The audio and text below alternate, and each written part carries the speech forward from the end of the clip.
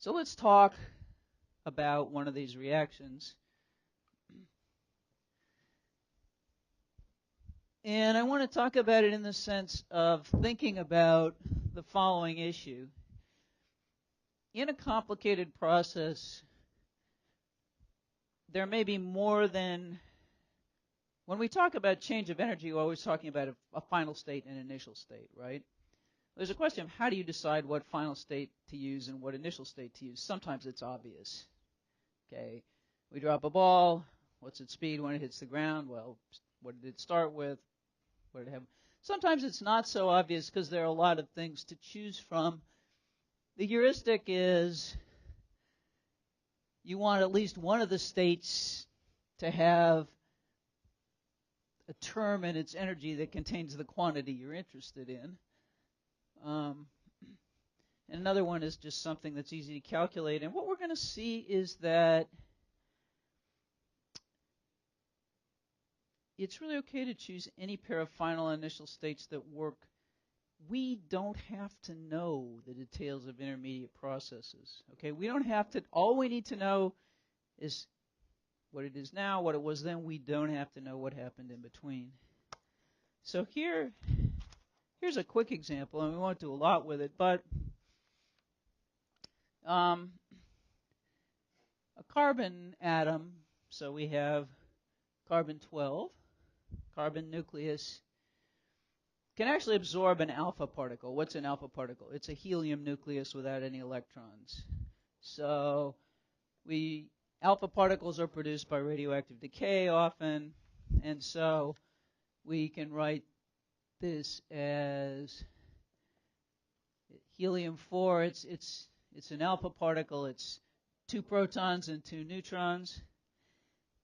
So this carbon can actually, if you shoot an alpha particle at a carbon nucleus, it can react and it forms, well, 4 and 12 is 16.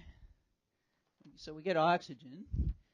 Oxygen 16, but it's an excited state. It has too much energy. And we draw a little asterisk to show it's excited, and it can actually decay into a stable oxygen 16 atom plus our friend the photon. And this is worked out in some detail in the textbook. And so you're given the mass of the alpha particle in the carbon in a carbon nucleus and an oxygen nucleus, and so let's see. If we want to answer some questions about this process. If we shoot these two things, so we start out with this situation. We have the alpha particle going that way with some momentum P1, and we have the carbon nucleus going that way with some momentum also P1. The magnitude of the momentum is P1. The direction is different. How much? What is that? What is the minimum momentum they have to have in order that they'll actually can undergo this reaction? So there are a number of states we could consider. This is one of them. We can consider a state where here's the alpha particle just touching the carbon. That's another possible state. We can consider the state after they've reacted to form this excited oxygen. And we could consider the state where this has fallen apart into an oxygen going this way with some momentum and a photon going this way with the same momentum. So one question is, what should we choose as the initial and final states for this process in order to figure out what if the question is what initial momentum do we need, what should we choose as the initial and final states? There's a 4. Well, 3 and 4 would be good. Why do we want 4? Because the reactions happened. We know the energy of the. Here are the things we know. We know the energy of the photon. We know the rest energy of the alpha particle. We know the rest energy of the carbon. We know the rest energy of an ordinary oxygen atom. We don't know the rest energy of this, though, because it doesn't last very long.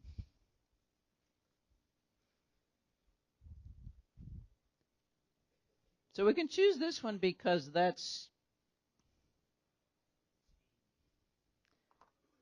we got to change. But don't we need to worry about this? Don't we need to worry about this? See, this is the thing. There's only 2 states in the energy principle. And no, we don't need to go through the intermediate things. Yeah, we could choose 1 of 4. Yeah, we could choose 1 of 4. So let's write down the equation, the energy principle for 1 and 4. So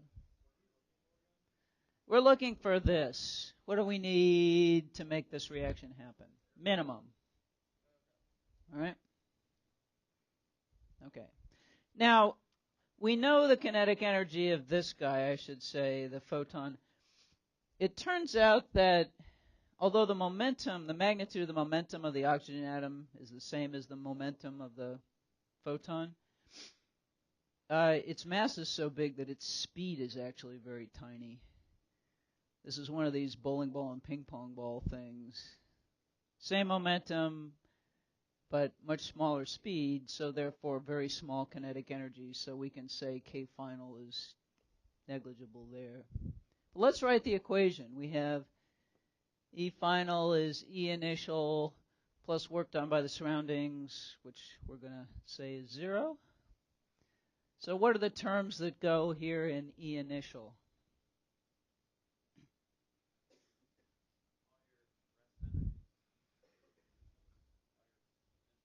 Okay, so rest energies of,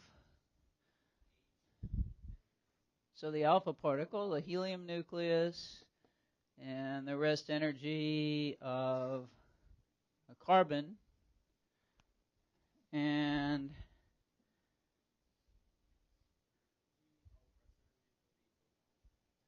does that exist in the initial state? What else is in the initial state? Yeah. Kinetic energies. Okay, so we have the kinetic energy of the alpha particle and the kinetic energy of the carbon. Yeah, is there any? So the way to think about these reactions is that we're really just thinking about the nuclei. In fact, often when these things react, they do it in a way that basically leaves the electrons behind. So we're just worrying about the nuclei. So is there a potential energy term?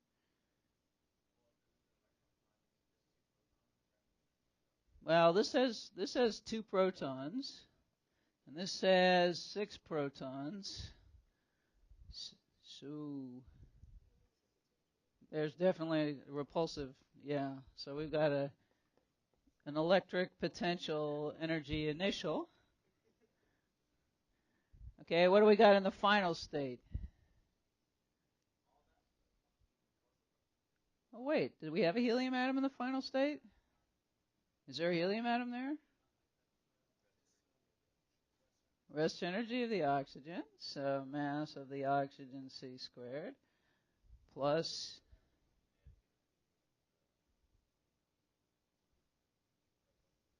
the photon, so the photon kinetic energy. The oxygen, the kinetic energy of the oxygen is very small, so we can say that's nearly 0. Is there a potential energy term?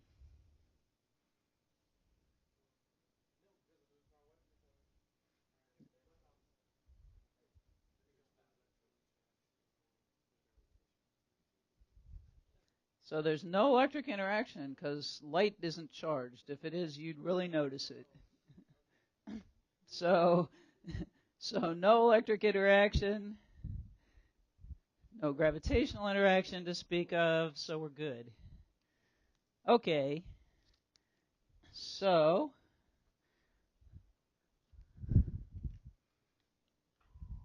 we're looking for the minimum initial kinetic energy of the alpha particle. Where's Waldo?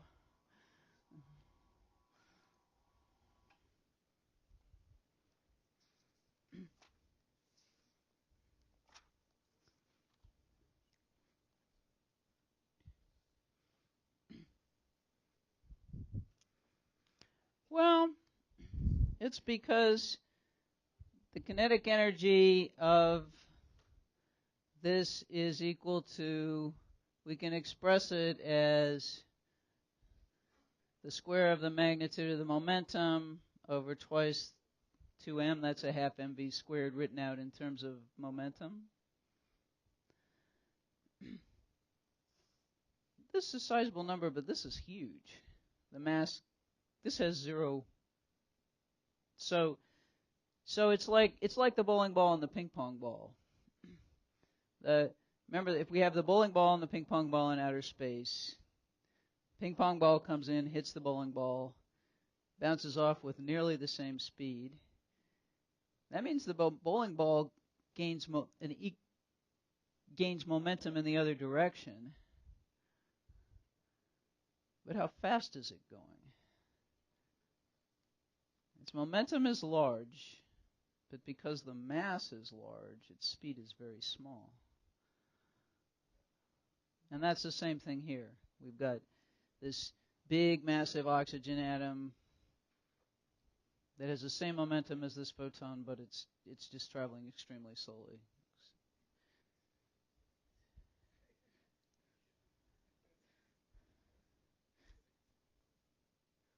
Okay. So that's an interesting point. So here I wrote the kinetic energy of the photon, and on the slide it says